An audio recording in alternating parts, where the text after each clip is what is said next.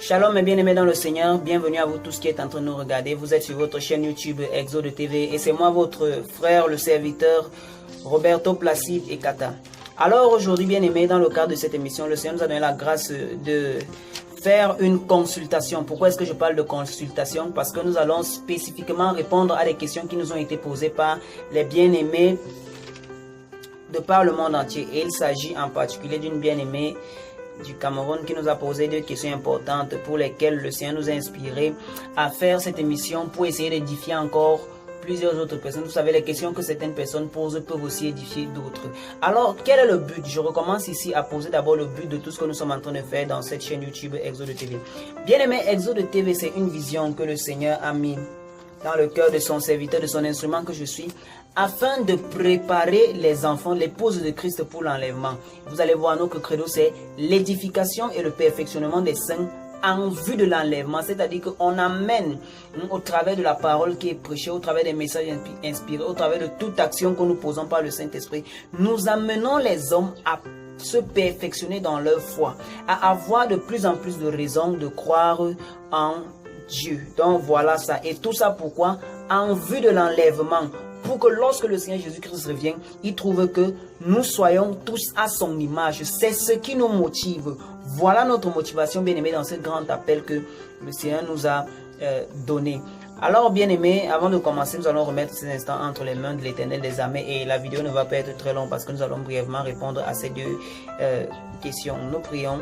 Éternel Dieu de grâce, Dieu de bonté, Dieu des armées, merci encore pour cette opportunité que tu nous accordes encore d'être dans ta face. Père l'Éternel, reçoit encore infiniment toute la gloire et que cette dispensation puisse encore être bénéfique dans la vie de quelqu'un. Au nom puissant de Jésus-Christ, nous avons ainsi prié. Amen. Bien aimé, avant de continuer, je prie que tu cliques sur le bouton abonner et sur la clochette afin de ne manquer aucune de nos prochaines diffusions et afin que YouTube puisse t'informer de chaque nouvelle vidéo qui sera dispensée dans cette chaîne. Et je te prie aussi de liker la vidéo afin que YouTube puisse la diffuser dans une plus grande audience, parce que c'est plus on like, bien aimé, plus YouTube fait en sorte que les autres puissent aussi être bénis par cette émission, comme toi aussi tu as pu être béni. Alors bien aimé, quelles sont les questions qui nous ont été posées et qui vont faire l'objet de cette édification aujourd'hui? Alors, les deux questions qui nous ont été posées, la première notamment, est-ce qu'il existe, je sais pas, est-ce qu'il existe un style chrétien pour enterrer les morts? Est-ce que la Bible indique comment est-ce que les chrétiens doivent enterrer leurs morts? Est-ce qu'il y a des choses que les païens font? Peut-être les païens mettent les morts à la morgue. Est-ce qu'un chrétien peut aussi mettre son mort à la morgue? Est-ce qu'un chrétien peut, je ne sais pas moi, faire la veillée sans corps? Est-ce que la Bible interdit tout ça? Est-ce que c'est un péché? Voilà la première question qui nous a été posée. La deuxième question qui nous a été posée, c'est celle de savoir, est-ce qu'un chrétien peut voir la télévision? Alors je commence par la première question qui nous a été posée, celle de savoir, est-ce qu'un chrétien, comment est-ce qu'il existe un module standard pour l'ensevelissement des morts chez les chrétiens? Est-ce qu'il existe un module standard? J'aimerais dire, bien aimé, que il n'existe pas de module standard. Un chrétien peut bien mettre son mort à la morgue comme n'importe qui. Il n'y a pas de péché dans ça. Pourquoi? Le trouble, c'est que c'est souvent de vouloir chercher des péchés là où il n'y en a pas. De vouloir chercher, bien aimé, la petite bête là où on ne la trouve même pas. C'est ça souvent le trouble. Et c'est pour ça que vous allez voir, lorsque l'apôtre Paul parle, il parle, n'est-ce pas? Non, lorsque le Seigneur Jésus-Christ parle. Vous savez, lorsque les disciples du Seigneur Jésus-Christ mangeaient sans se laver les mains, les pharisiens sont venus dire que regarde tes disciples, ils sont en train de manger sans se laver les mains. Jésus-Christ les a dit quoi? Vous basculez la loi de Dieu pour faire respecter les commandements d'hommes. Donc, il y a des commandements d'hommes. Il ne faut pas être empressé par que le désir de plaire au Seigneur ne vous pousse pas à transformer des choses qui ne sont pas péché en péché. Donc, si quelqu'un vient vous dire qu'un chrétien peut mettre son mort à la morgue, que c'est un péché, etc.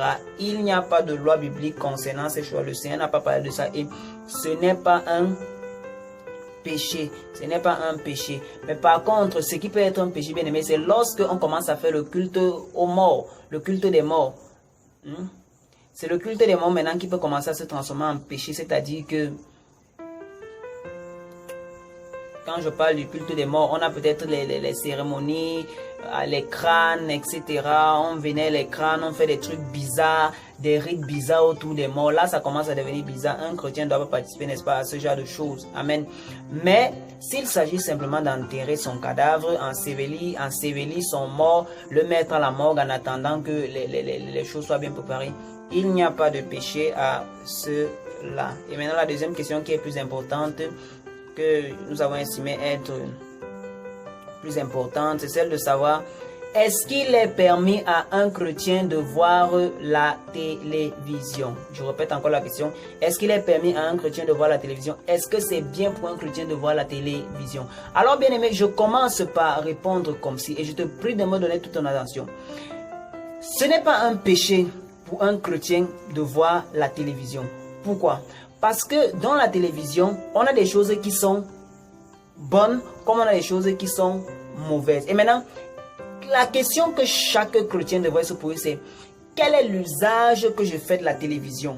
Comment est-ce que je contrôle la télévision? Parce que si on dit que c'est la télévision qui est mauvaise, bien aimé, il faudra aussi s'abstenir de téléphone, parce que le téléphone sont les écrans. Il faudra même s'abstenir de tout ce monde virtuel là qui concerne les écrans.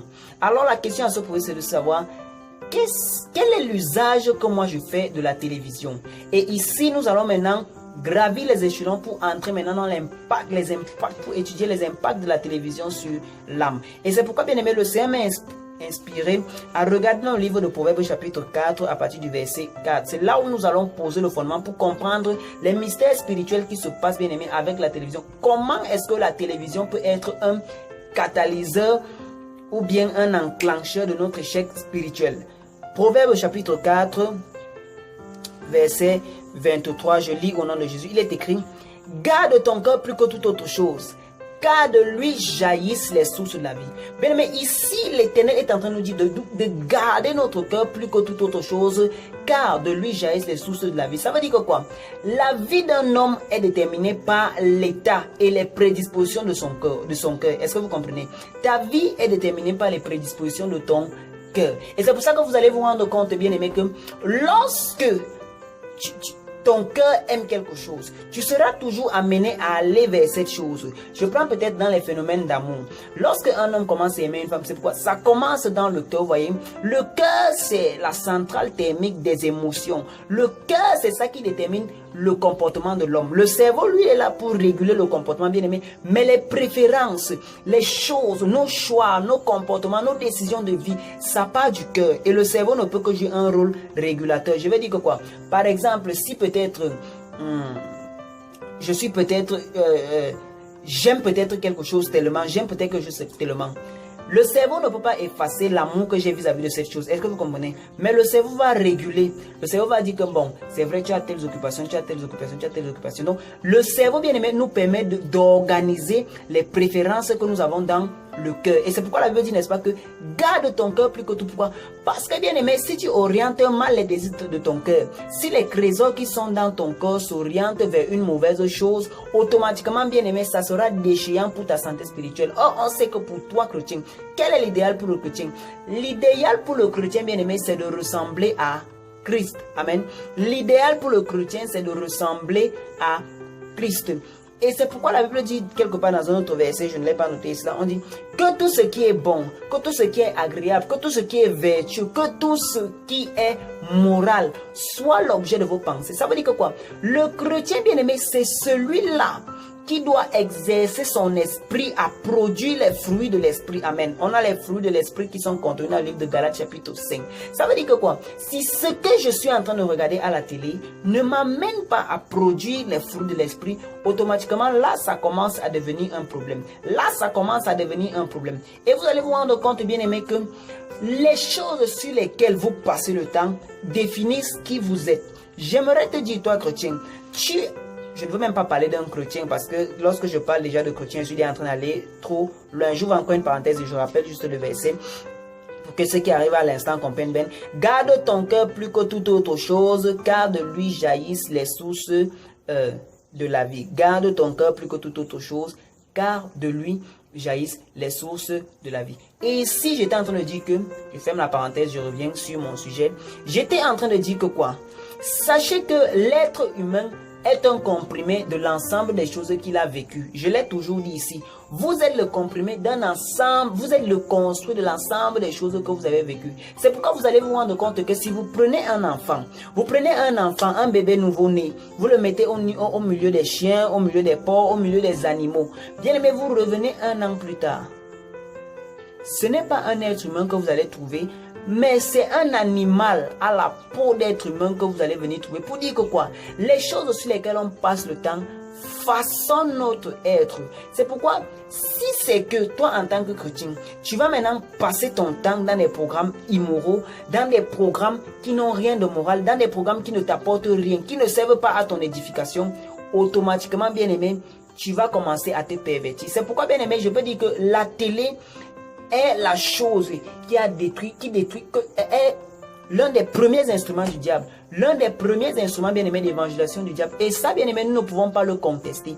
Il y a des gens qui sont possédés à tous les niveaux, c'est-à-dire que on a le niveau mineur, on a le niveau majeur, le niveau adulte, etc. Les gens sont possédés à tout niveau. Satan s'arrange à ce que quoi? À ce que les gens puissent produire, puissent le ressembler au travers de la télévision, puissent désobéir à Dieu de plus en plus au travers du contact de la télévision. C'est pourquoi vous allez remarquer, bien aimé, que... Et c'est un constat que j'ai déjà fait. C'est un constat que j'ai déjà fait. Et je pense que vous-même, vous l'avez déjà fait. N'avez-vous pas encore remarqué que les gens qui sont toujours dans un contact visuel ou bien... qui écoutent toujours peut-être la musique des hip-hop avec un style un peu sauvage, là, bien aimé, ont toujours un peu un comportement un peu bizarre. Est-ce que vous n'avez pas encore remarqué ça? Moi, personnellement, le constat que j'ai fait, et ça, c'est une étude, n'est-ce pas, que le Seigneur m'a permis de mener pour comprendre certains phénomènes sociaux que nous sommes en train de voir quotidiennement. J'ai eu à remarquer, bien aimé, que l'ensemble des enfants qui commençaient à aimer le rap, c'est-à-dire un enfant est à l'école, il commence à aimer le rap, la musique passe là tout le temps, il est là, il secoue la tête, il aime le rap, hein. Vous allez j'ai constaté, bien aimé, que ce jeune enfant là, qu'est-ce qu'il finit par faire? Il finit par fumer, il finit par abandonner l'école, il commence à rentrer dans le voyoutisme. C'est un constat que j'ai fait. Ça veut dire que quoi? Chaque chose que vous allez regarder ou bien que vous allez écouter, bien aimé, véhicule des entités spirituelles. Il y a des choses, n'est-ce pas, qui peuvent vous communiquer des vertus qui vont vous faire tendre vers le Seigneur. Il y a des choses qui vont vous pervertir. Laissez-moi vous dire que la majorité des femmes que vous voyez aujourd'hui qui s'habillent nues, les gens qui s'habillent nus aujourd'hui, ce n'est pas sorti d'ailleurs, c'est sorti, bien aimé, de la télé. Pourquoi? Voilà comment ça se passe. Je vais notamment prendre ici peut-être le cas de l'Afrique. Je ne suis pas tribaliste, mais j'essaie de parler dans un contexte pour que ceux qui nous regardent de l'autre côté, dans les autres continents, ne pensent pas que c'est le tribalisme, mais c'est l'explication d'un fait. Vous allez voir que la culture africaine aujourd'hui, la culture africaine aujourd'hui est aliénée. Est aliénée par quoi? Est aliénée, bien aimé, parce que les Africains veulent de plus en plus copier les modèles occidentaux qui sont en train de voir la télé. Donc, la télé a été un moyen, ou bien est un moyen d'aliénation, d'acculturation des Noirs, pour qu'ils puissent de plus en plus ressembler aux Blancs. Et tout ce que les Blancs nous ont bien aimé, ça ne vient pas de Dieu. Ça ne vient pas de Dieu. C'est-à-dire que le mode d'habillement, on s'habille maintenant nu, bien aimé. Ce sont des instruments, n'est-ce pas, de Satan pour pervertir la jeunesse. C'est pourquoi vous allez voir, votre enfant passe le temps à voir les choses où on s'embrasse, toujours des musiques où on s'embrasse, des feuilletons où le sexe est banalisé. Ne soyez pas surpris que cette personne, bien aimé, tombe dans l'immoralité sexuelle. Pourquoi ça fragilise plus? Vous allez vous nourrir de ce genre de pensée. De ce genre de pensée. Oh, on est toujours en train de s'embrasser. Vraiment, Roméo a fait ceci avec je ne sais pas qui dans une série. Automatiquement, ça va commencer à façonner votre être. Et vous allez intérioriser cela. Vous aurez plus envie de ressembler à ça. C'est pourquoi beaucoup de personnes ne peuvent pas résister à la tentation. Pourquoi? Résister à la tentation, je l'ai toujours dit. Je l'avais dit une fois, j'avais fait un enseignement. Résister à la tentation dépend de comment notre état d'esprit est. Est-ce que vous comprenez? Dépend de comment notre état d'esprit fait. Comment est-ce que Satan fait en sorte que les gens tombent dans la tentation? Satan te fait tomber dans le péché. Satan te fait désobéir à Dieu. Satan te bat la route en commençant d'abord par briser ton moral. Si Satan brise déjà ton moral, bien aimé, c'est fini. Pourquoi? Parce que le mental, c'est le siège de la foi. Le mental, n'est-ce pas, c'est le siège de la foi, c'est le protecteur de la foi. Et donc, quand Satan réussit, n'est-ce pas, à te briser le moral, réussit à te briser les convictions, automatiquement, tu deviens faible. Je vous ai dit, bien aimé, que c'est le cerveau qui régule le cœur. Le cœur peut avoir un penchant, mais tant que le cerveau est encore fixe, le cerveau va arrêter, n'est-ce pas, ce penchant-là. C'est comme ça, bien aimé, que quelqu'un peut-être qui sait qu'il a un faible vis-à-vis des femmes, le cerveau va lui demander de fuir. Pourquoi? Parce que le cerveau est encore en place. Mais lorsque le cerveau n'est pas encore en place, la personne sera amenée à rester là. La personne sera amenée à rester là. Automatiquement, elle va tomber dans le péché. Donc, la télévision peut être un instrument destructeur. C'est pourquoi la Bible dit, garde ton cœur plus que tout. Surveille ce qui entre dans... Surveille les choses auxquelles tu vas t'attacher. C'est pour ça que, bien aimé, moi j'ai souvent eu une philosophie, c'est que je ne veux pas m'attacher aux choses que je sais que ça va m'éloigner de Christ. Si quelque chose que je regarde veut déjà peut-être m'éloigner de Christ, bien aimé, je quitte. Si quelque chose, je sens que ça me produit des mauvaises pensées, ça va me produire des mauvaises pensées, je commence à plier mes bagages pour quitter à ça. Donc, si ce que tu regardes à la télé te donne des mauvaises pensées, te pousse à être impoli, te pousse à l'immoralité sexuelle, tu idolâtres les gens qui s'habillent avec les mini-jupes, tu idolâtres, bien aimé, les gens qui sont en train de dénaturer leur corps. Je vois des personnes qui regardent la chaîne qu'on appelle souvent, je crois, E-News. Les gens qui, si vous regardez la chaîne qu'on appelle E-News, vous allez vous rendre compte, bien aimé, que c'est une chaîne où on fait des chirurgies plastiques, on remplace ce que Dieu a fait. Et les gens vont voir que c'est bien. Oh, je vais aussi aller remplacer, je vais un peu aller faire gonfler mes seins pour que les gens puissent m'apprécier. Automatiquement, là, qu'est-ce que Satan est en train de faire? Satan est en train de t'amener, n'est-ce pas, dans le péché. C'est comme ça qu'on va voir. Donc, ouais, la télé vous propose du n'importe quoi. Et quand vous ne savez pas exercer le discernement, vous avalez seulement, et vous êtes en train de pécher contre Dieu seulement, et aussi contre vous-même. Parce que en t'habillant à moitié nu, tu vas te balader dans la rue, Non seulement, bien aimé, tu es en train de te déshonorer, mais aussi tu es en train de déshonorer à Dieu, et tu es en train d'amener les gens qui te regardent à pécher. C'est pourquoi un jour, bien aimé, dans le témoignage d'un homme de Dieu, le Seigneur lui avait donné la grâce, bien aimé, de visiter l'au-delà. Et lorsque je donne un témoignage ici, bien aimé, c'est un témoignage qui n'est pas hérétique, parce que si je me permets de prononcer un témoignage ici devant vous, ça veut dire que j'ai eu le temps de l'examiner. Ça n'a rien à voir avec l'hérésie. Donc cet homme de Dieu là a eu cette expérience-là où il a vu dans le séjour des morts une jeune fille de 17 ans, un prophète. Il a vu une jeune fille de 17 ans dans le séjour des morts.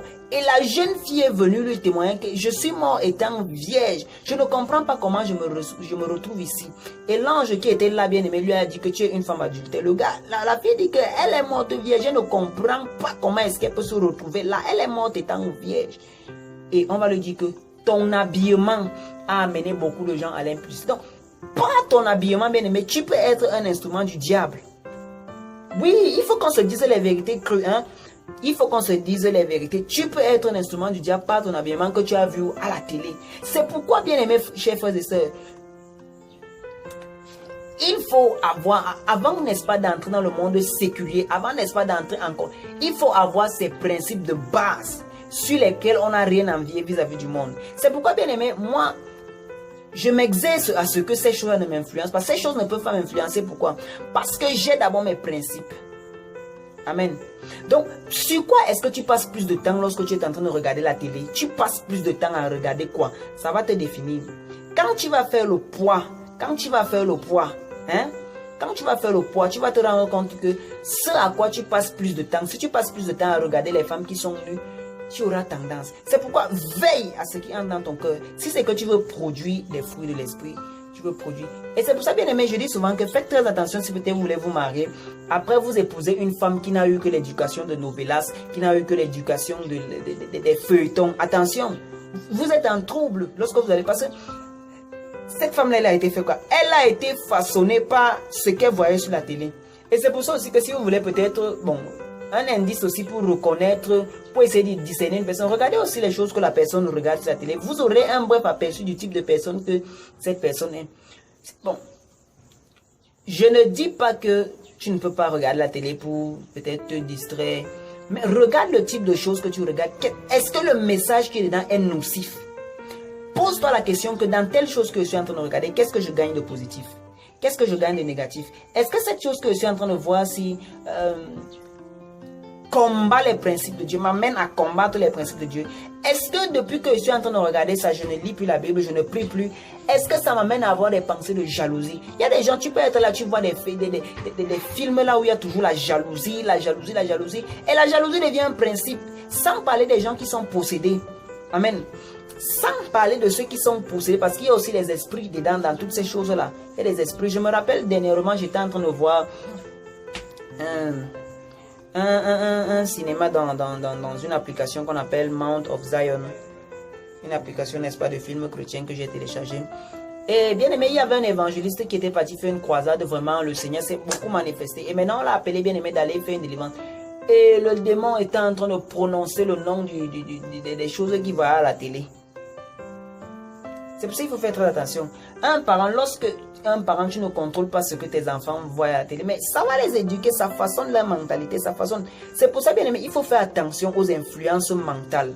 Il faut faire attention aux influences mentales parce que ce sur quoi on passe le temps visuellement détermine l'état de notre cœur. C'est pourquoi veille sur ton corps plus que tout. Qu'est-ce qui entre dans ton cœur? Est-ce que, bien aimé, lorsque tu regardes ça, qu'est-ce que ça t'apporte? Si ça ne t'apporte rien de vertu, bien aimé, tu quittes de là. C'est pour dire que quoi? La télé en soi n'est pas mauvaise. On ne va pas caricaturer la télé comme étant mauvaise. Pourquoi? Parce qu'on peut l'utiliser pour évangéliser, pour faire d'autres choses. Comment on peut l'utiliser comme étant mauvaise? Comment est-ce que tu utilises cela? Si c'est bien aimé que ça domine déjà sur ton temps d'étude, tu laisses. Il faut pouvoir peser. Et maintenant, ce que je vais dire ici en bonus, c'est que quoi? Pour des besoins de consécration, Dieu peut demander à certaines personnes de ne pas regarder la télé. Bien aimé, comme il fut une époque, je crois que c'est peut-être cette année où moi j'ai encore peut-être, je peux dire que j'ai encore recommencé peut-être à voir la télé, à voir un peu la télé. Mais sinon, il fut un temps où je ne voyais même pas la télé. Le Seigneur, pour ma consécration, le Seigneur m'avait interdit de voir la télé pendant un moment. J'ai fait peut-être bon nombre d'années. Je ne vous regardais pas, ça dit quelque chose, je ne regarde pas, je ne regarde pas, je ne regarde pas. Et je vais vous dire, ça va te permettre, pour des besoins de consécration, ça te permet de grandir plus spirituellement. Ça te permet de grandir plus spirituellement. C'est pourquoi vous allez voir, il y a certains jeunes que quand tu prends certains jeunes, moi, une nouvelle méthode, quand je prends un jeune vraiment où je veux rencontrer pleinement le Seigneur, qu'est-ce que je fais? Je me déconnecte de Facebook, je ne touche pas mon téléphone, je le pose. Vous voyez? Donc, celui qui ne voit pas la télé quelque part bénéficie aussi plus parce qu'il va grandir spirituellement. Mais je ne dis pas que c'est pour tout le monde. Ça sont des types de consécration. J'étais en train de parler de ce que le Seigneur m'a demandé de faire pendant un certain nombre d'années. Donc, c'est ça. La télé en soi n'est pas mauvaise. Il faut contrôler l'usage qu'on en fait. Donc, c'était ça, ce que le Seigneur... C'était la réponse à ces questions. Je crois que chacun d'entre vous peut prendre ces conseils et les appliquer à chaque contexte de sa vie afin, n'est-ce pas, d'avoir une marche chrétienne épanouie. Le verset sur lequel nous sommes appuyés pour répondre à cette question, c'était Proverbe chapitre 4, verset 23, qui dit: garde ton cœur plus que toute autre chose, car de lui jaillissent les sources de la vie. Plus ton cœur sera connecté à de bonnes choses, plus de lui jailliront les sources de la vie. C'est pourquoi, bien aimé, il est préférable, bien aimé, quand tu fais usage de la télé, de te connecter à des choses qui vont te cultiver. Si ça ne t'amène pas peut-être au Seigneur, mais ça te cultive, ça apporte quelque chose de positif. C'est utile, tu vois un peu. Ça ne veut pas dire que tu dois regarder les programmes chrétiens toute la journée. Non, tu peux regarder le journal, tu peux regarder autre chose. Mais rassure-toi toujours que le rapport soit positif. Que ça ne soit pas nocif pour ta foi. Et rassure-toi aussi, bien aimé, que ça ne te prenne pas le temps. Que ça ne te prenne pas le temps de Dieu. Voilà comment il faut gérer ça. Plus tu seras cultivé comme ça, plus je crois que ta foi va aller bien. Donc voilà un peu. Si c'est bien aimé que tu as des choses à rajouter, tu as des choses, peut-être des points que le Seigneur te met à cœur pendant que tu fais cette vidéo, tu nous dis ça dans les commentaires. Et que le Seigneur vous fasse grâce et que le Seigneur vous bénisse dans le nom puissant de Jésus. Amen.